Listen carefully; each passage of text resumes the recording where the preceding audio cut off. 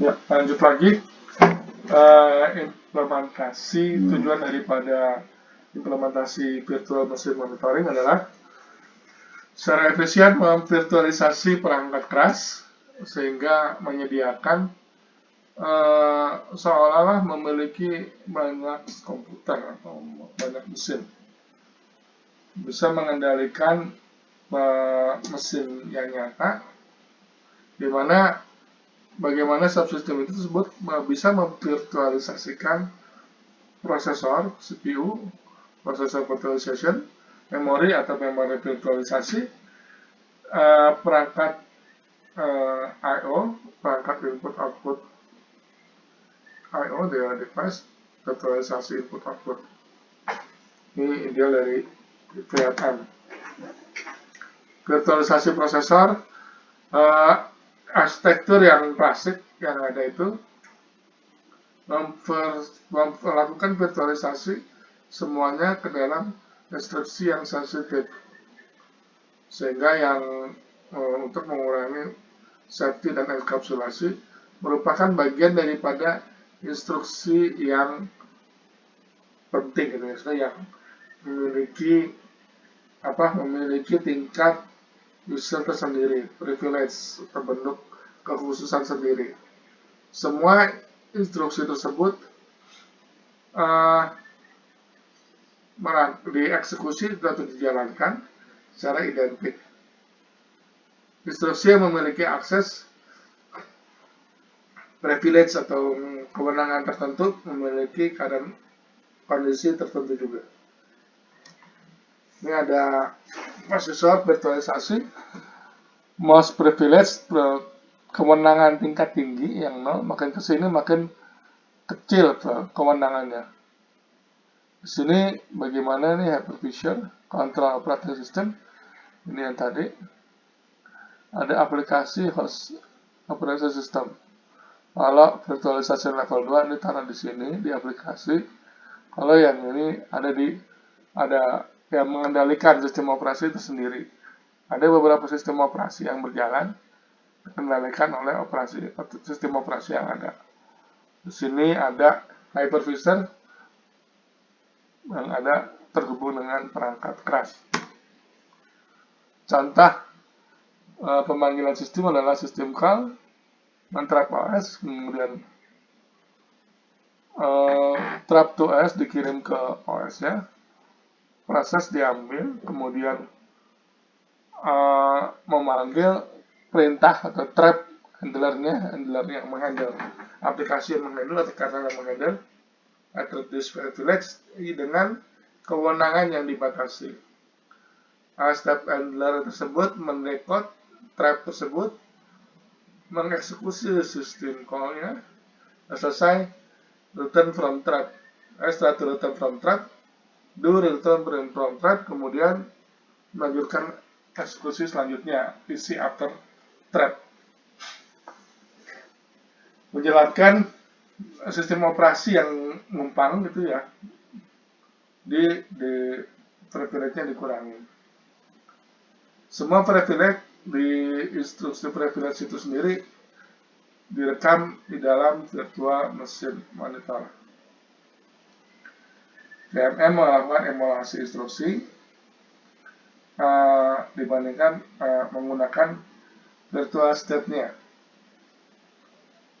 Kalau contohnya mendisable virtual interrupt, menghilangkan virtual interrupt, tapi tidak menghilangkan physical interrupt.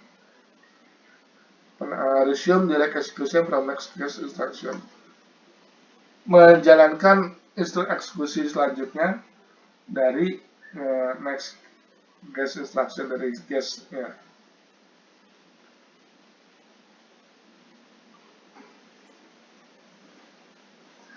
Di sini sistem call example, kemudian virtualisasi masalah di virtualisasi x86 adalah x86 secara klasik sebenarnya tidak bisa divirtualisasi. x86 bisa memiliki instruksi sehingga RD atau WR atau read atau write kondisi privilege state-nya itu tidak bisa lakukan emulasi. Tapi bagaimanapun juga tidak terdetrap di dalam mode yang tidak memiliki kewenangan. Contoh perintah popf. Popf ini bahasa pemrograman untuk assembly ya. Pop to type stack into flex register flex if bit privilege. Interrupt enable flag. Popf shall ignore that attempt to alter flag if in overflag mode. No trap to return control to FFN. Tidak dijalankan. Tapi yang dijalankan hanya seolah-olah berjalan di virtual mesinnya. Teknik yang mengalokasikan ketidakmampuan dari virtualisasi ini dengan menggunakan virtualization statistically para virtualization dengan menggunakan translasi binary full virtualization. Ada dua bentuk pendekatannya.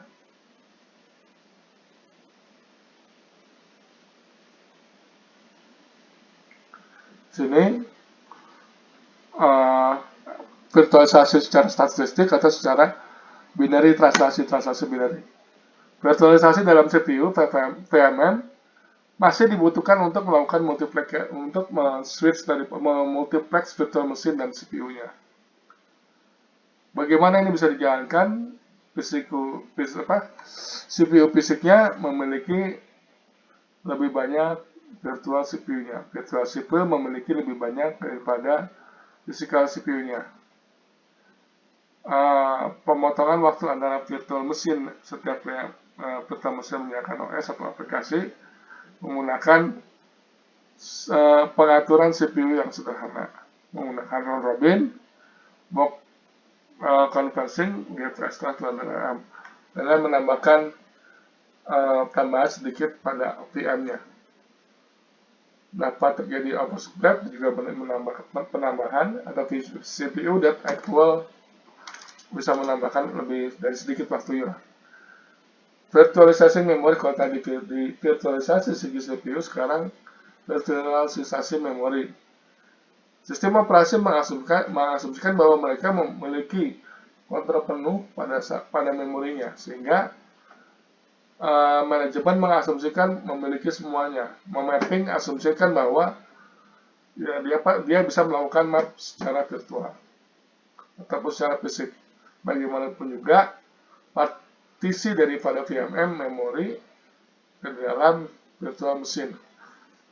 VMM membutuhkan hardware untuk melakukan virtual machine. VMM juga membutuhkan pengendalian mapping untuk isolasi.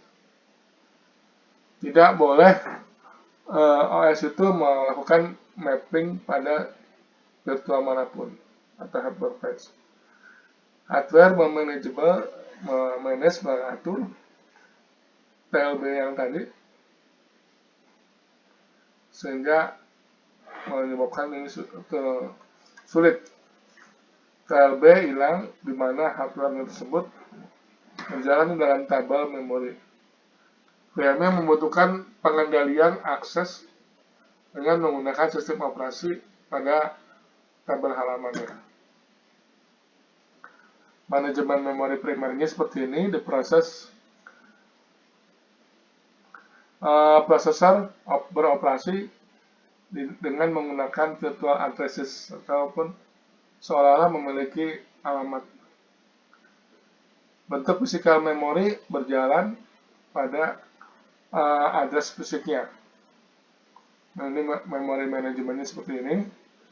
X86 include translation lookup buffer TLB, translation lookup table buffer, meletakkan ke dalam virtual ke physical patch addresses.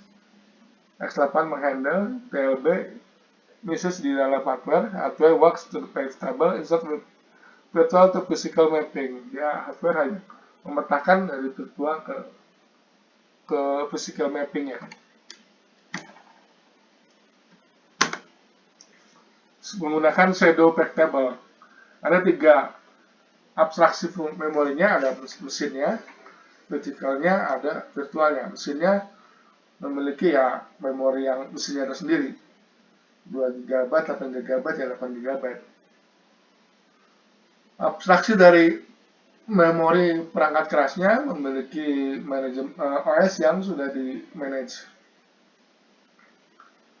Virtual Machine Monitor mengalokasikan 502 MB ke dalam virtual machine. Kemudian OS think that the computer has komputer memiliki 512 MB yang digunakan di dalam physical memory. Mesin memori di bawahnya bisa jadi digunakan itu sisanya 512-nya. Virtual artinya virtual address space standar 2,2/32 address space.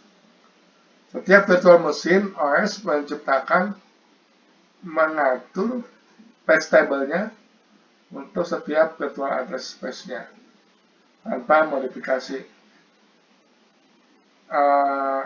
Akan tetapi tabel halaman page table itu sendiri tidak digunakan oleh MMU. Ada istilahnya itu page table itu sebenarnya virtual machine yang ada di Windows itu. Jadi kalau kita punya addressnya 8 GB, itu disarankan memiliki space hard disk yang disebut sebagai swap file ataupun virtual memory, itu yang besarnya 2 kali lipatnya. Jadi kalau 8 GB ya 16 GB virtual file.